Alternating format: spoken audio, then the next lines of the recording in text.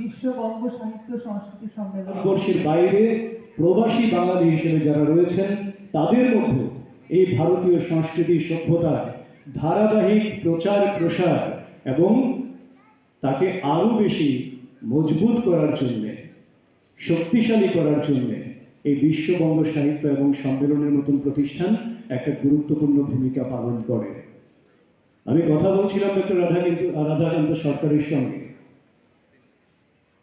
USA, Canada কিংবা ব্রিটেনের মতন দেশগুলিতে আমাদের বিশ্ববঙ্গ সাহিত্য এবং সংস্কৃতি সম্মেলনের শাখা রয়েছে, বাংলাদেশে তো রয়েছে।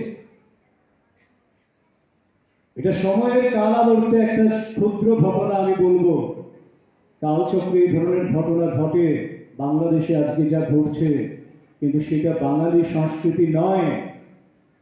তার মানে এটা নয় যে বাঙালি সংস্কৃতি সেখান থেকে মুছে যাবে।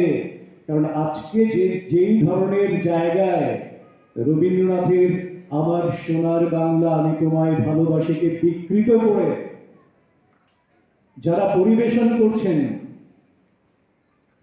তারা হচ্ছেন অপশক্তি, তারা হচ্ছেন সভ্যতা সংস্কৃতির জগতে কতগুলি কলঙ্কিত মুখ। এই কলঙ্ক স্থায়ী নয়, কারণ শাশ্বত যেটা সার্বজনীন সেটাই শাশ্বত।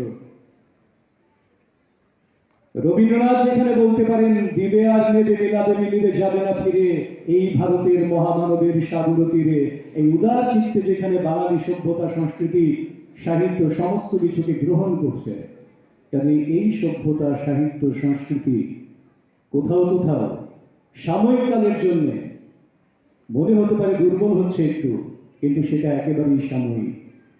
কারণ আমি শেষ পর্যন্ত বিশ্বাস করি,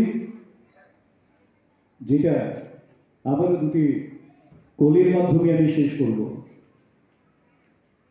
সূর্যের মতো শাশ্বত হোক পৃথিবীর ইতিহাস, সাগরের মতো নির্মল হোক জীবনের বিশ্বাস।